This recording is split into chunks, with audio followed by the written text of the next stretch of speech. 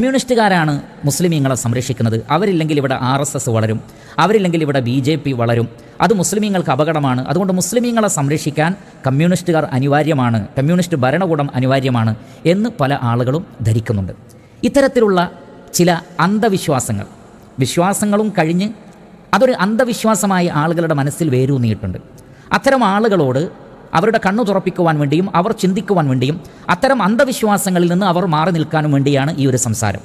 അതല്ലാതെ കമ്മ്യൂണിസ്റ്റ് പ്രസ്ഥാനത്തിനെതിരിലുള്ള ഒരു സംസാരമല്ല, മറിച്ച് ഇത്തരം ചില അന്ധവിശ്വാസങ്ങൾ അവർ മാറ്റിയേ മതിയാകും. അതിന് ചില പോയിന്റുകൾ ഞാനിവിടെ പറയാൻ പോവുകയാണ്. ആ പോയിന്റുകളൊക്കെ ഞാൻ എഴുതിയെടുത്തിട്ടുണ്ട്. ആ എഴുതിയെടുത്തത് വായിച്ചിട്ട് ഞാൻ അങ്ങനെ പോകും. അതിലൂടെ നിങ്ങൾ കാര്യം മനസ്സിലാക്കുക. അതിൽ ഒന്നാമത്തത് നിങ്ങൾ ചിന്തിക്കാൻ വേണ്ടി പറയുന്ന കുറച്ച് പോയിന്റുകളാണ്. ഒന്ന്, RSSൻ്റെ ഏറ്റവും കൂടുതൽ ശാഖകളുള്ളത് UP കഴിഞ്ഞാൽ പിന്നെ കേരളത്തിലാണ്. ഏകദേശം 6845. ഇത് പുതിയ കണക്കല്ല, പഴയ കണക്കാണ്. ഇപ്പോൾ അതെത്രയാണ് എന്ന് അറിയില്ല. ദ ഹിന്ദു പത്രത്തിൽ വന്ന വാർത്ത അനുസരിച്ച് കേരളത്തിൽ RSSൻ്റെ ശാഖകൾ ധാരാളമായി വളരുന്നു. അതുകൊണ്ട് തന്നെ നോർത്ത് സൗത്ത് എന്നുള്ള ഡിവിഷനുകളാക്കി അതിനെ മാറ്റിയിട്ടാണ് അതിൻ്റെ മറ്റു കാര്യങ്ങൾ കൈകാര്യം ചെയ്യുന്നത്. അത്രമാത്രം ശാഖകൾ കേരളത്തിൽ വർദ്ധിച്ചിരിക്കുന്നു. ഇതിൽ നിന്ന് വളരെ വ്യക്തമാണ്, CPM ഉണ്ടെങ്കിലും ശരി, കമ്മ്യൂണിസ്റ്റുകാരുണ്ടെങ്കിലും ശരി, അവർ ഭരണത്തിലുണ്ടെങ്കിലും ശരി, ഭരണത്തിലില്ലെങ്കിലും ശരി, RSSൻ്റെ വളർച്ചയെ തടയാനോ BJPയുടെ വളർച്ചയെ തടയാനോ അവർക്ക് സാധിച്ചിട്ടില്ല എന്നുള്ളതാണ്. അതുകൊണ്ട് അവരുണ്ടെങ്കിൽ RSS വളരില്ല, അവരുണ്ടെങ്കിൽ BJP വളരില്ല എന്നുള്ളത് ഒരു വിഡ്ഢിത്തവും ഒരു അന്ധവിശ്വാസവും മാത്രമാണ്. യാതൊരു അടിസ്ഥാനവും അതിനില്ല. കണക്കുകളും യാഥാർത്ഥ്യങ്ങളും അതാണ് സൂചിപ്പിക്കുന്നത്. അതുകൊണ്ട് അത്തരത്തിലുള്ള വിഡ്ഢിത്തങ്ങളിൽ വിശ്വസിക്കുന്നവരായി നാം ഒരിക്കലും മാറുവാൻ പാടില്ലാത്തതാണ്. രണ്ടാമത്തത്, ഇന്ത്യയുടെ ജനാധിപത്യ മതേതരത്വ സ്വഭാവത്തിന് വിരുദ്ധമായ ഒരു വേള മുസ്ലിം വിരുദ്ധമായ സമ്മേളനങ്ങൾ, പ്രകടനങ്ങൾ, പ്രഭാഷണങ്ങൾ BJPയും RSSും നടത്തിയിട്ട് അതിൽ ഒന്നിനെപ്പോലും തങ്ങളുടെ ഭരണ സ്വാധീനം ഉപയോഗിച്ചുകൊണ്ടോ പാർട്ടിയുടെ സ്വാധീനം ഉപയോഗിച്ചുകൊണ്ടോ നിർത്തിവെപ്പിക്കുവാൻ CPMന് സാധിച്ചിട്ടില്ല.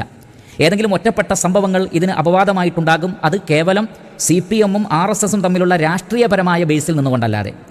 അതിനപ്പുറത്ത് ഒരു മതേതരത്വ സംവിധാനത്തിന് വേണ്ടി, ജനാധിപത്യ സംവിധാനത്തിന് വേണ്ടി, ന്യൂനപക്ഷങ്ങൾക്ക് വേണ്ടി BJPയോ RSSോ അതിന് വിരുദ്ധമായി നടത്തിയിട്ടുള്ള ഏതെങ്കിലും ഒരു സമ്മേളനത്തെ, ഏതെങ്കിലും ഒരു പ്രഭാഷണത്തെ ഇല്ലാതെയാക്കുവാൻ, അതിനെ സ്റ്റോപ്പ് ചെയ്യിപ്പിക്കുവാൻ, അതിനെ തടയിടുവാൻ കമ്മ്യൂണിസ്റ്റ് പ്രസ്ഥാനത്തിന് CPMന് സാധിച്ചിട്ടുണ്ടോ എന്നുള്ളത് നിങ്ങൾ ചിന്തിക്കേണ്ട കാര്യമാണ്. മൂന്നാമത്തത്, മുസ്ലിമീങ്ങൾക്കെതിരിലും ന്യൂനപക്ഷങ്ങൾക്കെതിരെയും വർഗീയ വിഷം തുപ്പുന്ന വളരെ മോശമായ പ്രഭാഷണങ്ങൾ നടത്തിയിട്ടുള്ള RSSൻ്റെ BJPയുടെ പ്രഭാഷകന്മാർക്കെതിരിൽ ഒരു നിയമ നടപടിയും സ്വീകരിച്ചിട്ടില്ല. നിങ്ങൾക്ക് ശ്രദ്ധിച്ചാൽ കാണാൻ സാധിക്കും, അങ്ങേയറ്റം വർഗീയത പറയുന്ന ആളുകൾ ഇന്നും യാതൊരു കേസുകളുമില്ലാതെ വിലസുകയാണ്. എന്നാൽ മുസ്ലിമീങ്ങളുടെ ഭാഗത്ത് നിന്ന് തീർത്തും ന്യായമായ കാര്യങ്ങൾ പറഞ്ഞാൽ അതിന് മതപരമായ പശ്ചാത്തലമുണ്ടെങ്കിൽ, ഏറ്റവും ഒടുവിലത്തെ ഉദാഹരണമാണ് TK അഷ്റഫ് സാഹിബിനെതിരെയുള്ള നടപടി. അവർക്കെതിരിൽ നടപടിയെടുക്കുവാൻ CPM വളരെയധികം ധൃതി കാണിക്കുകയും ചെയ്യുന്നു. അവരെ വർഗീയവാദികളായോ തീവ്രവാദികളായോ മതമൗലികവാദികളായോ ചിത്രീകരിക്കുവാൻ അവർക്ക് യാതൊരു പ്രയാസവുമില്ല. ഇതൊരു യാഥാർത്ഥ്യമല്ലേ എന്ന് നിങ്ങൾ ചിന്തിക്കുക. 4, RSS നടത്തിയിട്ടുള്ള ഒട്ടനവധി മുസ്ലിം കൊലപാതകങ്ങൾ, ഈ കൊലപാതകങ്ങളിൽ പൂർണ്ണമായ ശിക്ഷ പ്രതികൾക്ക് നൽകുവാനോ ആ വിഷയത്തിൽ പൂർണ്ണമായ നീതി നടപ്പിൽ വരുത്തുവാനോ ഭരണമുണ്ടായിട്ടും പോലീസ് സംവിധാനങ്ങളെല്ലാം കൈകളിലുണ്ടായിട്ടും CPMന് സാധിച്ചിട്ടുണ്ടോ, അല്ലെങ്കിൽ ഈ ഒരു ഭരണകൂടത്തിന് സാധിച്ചിട്ടുണ്ടോ എന്നുള്ളത് നിങ്ങൾ പരിശോധിക്കുക. അഞ്ചാമത്തത്, മുസ്ലിമീങ്ങളുമായി ബന്ധപ്പെട്ട വിഷയത്തിൽ ഇതര രാഷ്ട്രീയ പ്രസ്ഥാനങ്ങൾ സ്വീകരിച്ച നിലപാടുകളേക്കാൾ മെച്ചപ്പെട്ടതൊന്നും കമ്മ്യൂണിസ്റ്റ് ഭരണത്തിൽ നിന്ന് ഉണ്ടായിട്ടില്ല. കമ്മ്യൂണിസത്തെ ആ വിഷയത്തിൽ, അതല്ലെങ്കിൽ കമ്മ്യൂണിസ്റ്റ് ഭരണകൂടത്തെ ആ വിഷയത്തിൽ വേർതിരിക്കാവുന്ന എന്താണുള്ളത് മറ്റുള്ളവർ ചെയ്യുന്ന പോലെയുള്ള കാര്യങ്ങളല്ലാതെ എന്ന് മാത്രമല്ല, പലപ്പോഴും മുസ്ലിമീങ്ങളെ ബാധിക്കുന്ന വിഷയങ്ങൾ, ഒരു സമൂഹം എന്നുള്ള നിലക്കും ഒരു മതസമൂഹം എന്നുള്ള നിലക്കും അവരെ ബാധിക്കുന്ന പല വിഷയങ്ങളും കമ്മ്യൂണിസ്റ്റുകാർ ഭരണം നടത്തുന്ന കാലഘട്ടങ്ങളിൽ ഉണ്ടായിട്ടുണ്ട്, ഉണ്ടായിക്കൊണ്ടിരിക്കുന്നുണ്ട് എന്നുള്ളതും ഒരു യാഥാർത്ഥ്യമാണ്. ചിന്തിക്കുക. ആറാമത്തത്, മുസ്ലിമീങ്ങളുടെ ആവശ്യങ്ങൾക്ക് വേണ്ടി നിലകൊള്ളുന്ന, അവരെ സംരക്ഷിക്കാൻ വേണ്ടിയുള്ള പ്രസ്ഥാനമാണ്, രാഷ്ട്രീയ പ്രസ്ഥാനമാണ് CPM എങ്കിൽ മുഖ്യധാര മുസ്ലിം രാഷ്ട്രീയ പ്രസ്ഥാനങ്ങളുമായി യോജിച്ച് പ്രവർത്തിക്കേണ്ടത് അവരാണല്ലോ യഥാർത്ഥത്തിൽ. എന്നാൽ മുസ്ലിം ലീഗിനെക്കുറിച്ച് ആ പ്രസ്ഥാനത്തിൻ്റെ അഭിപ്രായം എന്താണ്? പലപ്പോഴും തീവ്രവാദ പ്രസ്ഥാനമായി, മതമൗലികവാദ പ്രസ്ഥാനമായി ലീഗിനെ അവരുടെ പ്രഭാഷകന്മാർ ചിത്രീകരിച്ച് നമുക്ക് കാണാൻ സാധിക്കും. മലപ്പുറത്തെ സംബന്ധിച്ചുള്ള CPMൻ്റെ അഭിപ്രായം എന്താണ്? അവരിലെ പ്രധാനപ്പെട്ട പല നേതാക്കളും മലപ്പുറത്തെ സംബന്ധിച്ച് പറഞ്ഞതെന്താണ്? നമുക്ക് കാണാൻ സാധിക്കുന്നതാണത്. എന്ന് മാത്രമല്ല, പൊതുസമൂഹത്തിൻ്റെ പൊതുവിഷയങ്ങളിൽ പൊതുജനങ്ങളുടെ താല്പര്യപ്രകാരം നടത്തപ്പെടുന്ന സമരങ്ങളിൽ ഏതെങ്കിലും മുസ്ലിം പ്രസ്ഥാനങ്ങളോ മുസ്ലിം രാഷ്ട്രീയ പ്രസ്ഥാനങ്ങളോ ആണ് ഉള്ളതെങ്കിൽ അത്തരം സമരങ്ങളെപ്പോലും തീവ്രവാദികളുടെ, മതമൗലവാദികളുടെ സമരങ്ങളായിട്ടാണ് പലപ്പോഴും കമ്മ്യൂണിസ്റ്റ് പ്രസ്ഥാനത്തിൻ്റെ പല നേതാക്കളും പറഞ്ഞിട്ടുള്ളത്, ചിത്രീകരിച്ചിട്ടുള്ളത് എന്നുള്ളത് ന്യൂസുകൾ കാണുന്ന, കേൾക്കുന്ന, വായിക്കുന്ന ആളുകൾക്ക് വളരെ വ്യക്തമായിട്ടുള്ള കാര്യമാണ്.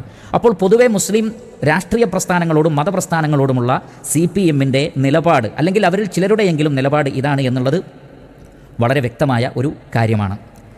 ഏഴാമത്തത്, മുസ്ലിം മുഖ്യധാരയിൽ നിന്ന് വിട്ടുനിൽക്കുന്ന രാഷ്ട്രീയ പ്രസ്ഥാനങ്ങളുമായും മതപ്രസ്ഥാനങ്ങളുമായും കൂട്ടുകൂടാൻ പക്ഷേ CPM ധൃതി കാണിക്കുന്നുണ്ട്.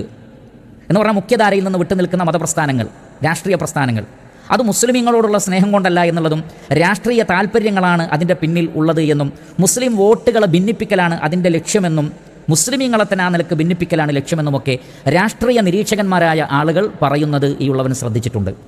അതങ്ങനെയല്ലേ എന്ന് നിങ്ങൾ ചിന്തിക്കുക, നിങ്ങൾ ആലോചിക്കുക. ഇത് എൻ്റെ നിരീക്ഷണമാണ്, എൻ്റെ അഭിപ്രായമാണ്, നിങ്ങൾ ചിന്തിക്കുക. എട്ടാമത്തത്, മുസ്ലിമീങ്ങളുടെ മതസത്വത്തെ ചോദ്യം ചെയ്യുന്ന രൂപത്തിലുള്ള എത്രയെത്ര തീരുമാനങ്ങൾ കമ്മ്യൂണിസ്റ്റ് പ്രസ്ഥാനത്തിൻ്റെ വക്താക്കൾ നാട് ഭരിച്ചപ്പോൾ ഉണ്ടായിട്ടുണ്ട്. വഖഫ് നിയമനം, മദ്രസ വിദ്യാഭ്യാസവുമായി ബന്ധപ്പെട്ട വിഷയം, ജെൻഡർ ന്യൂട്രാലിറ്റി, ഏറ്റവും ലേറ്റസ്റ്റായി സൂംബ ഡാൻസുമായി ബന്ധപ്പെട്ട വിഷയങ്ങൾ.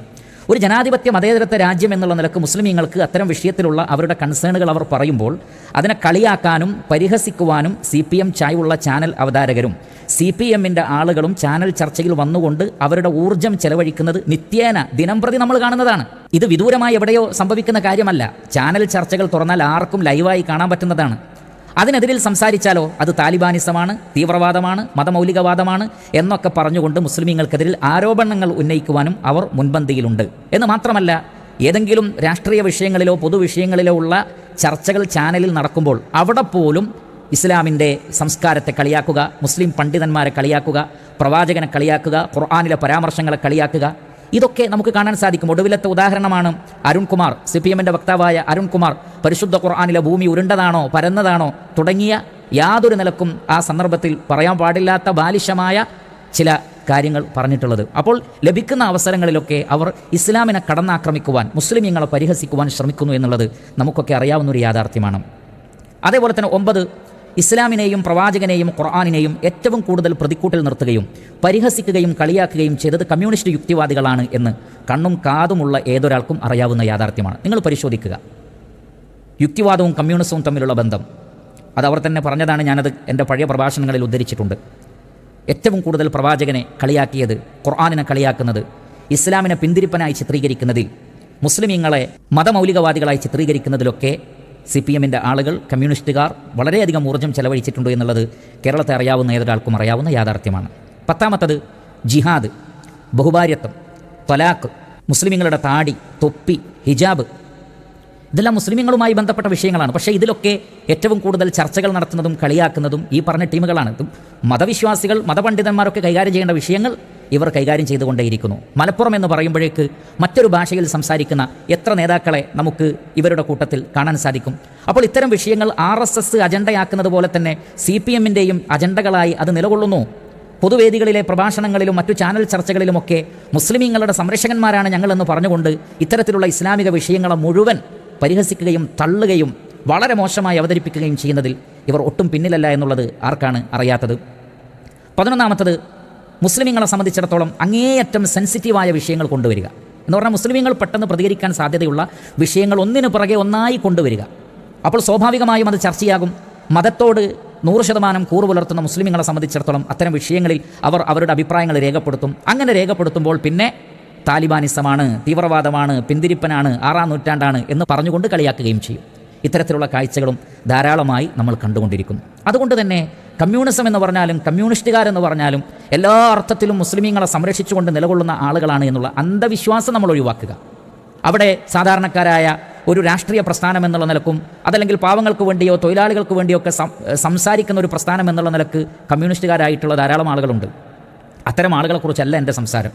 അതിനപ്പുറത്ത് ഞാൻ നേരത്തെ സൂചിപ്പിച്ച വിഷയങ്ങളൊക്കെ ഒരു അജണ്ടയായി സ്വീകരിക്കുകയും വളരെ മോശമായ രൂപത്തിൽ ഇസ്ലാമിനെയും മുസ്ലിമീങ്ങളെയും കാണുകയും പലപ്പോഴും വാക്കുകളിൽ മാത്രം ഞങ്ങൾ മുസ്ലിമീങ്ങളുടെ സംരക്ഷകരാണെന്ന് പറയുകയും എന്നാൽ ഒന്നുപോലും ആ വിഷയത്തിൽ ചെയ്യാതിരിക്കുകയും ചെയ്യുന്ന നിലപാടുകളുള്ള ആളുകളുണ്ടല്ലോ, അവരുടെ ഇരട്ടത്താപ്പിനെ സംബന്ധിച്ചാണ് ഞാൻ സൂചിപ്പിച്ചിട്ടുള്ളത്. അത്തരം ആളുകളെ അന്ധമായി വിശ്വസിക്കുന്ന അഭിപ്രായങ്ങൾ പറയുന്ന മുസ്ലിമീങ്ങൾക്ക് വേണ്ടിയുമാണ് ഞാൻ ഈ കാര്യങ്ങളെല്ലാം പറഞ്ഞിട്ടുള്ളത്. ഇനി എനിക്ക് വളരെ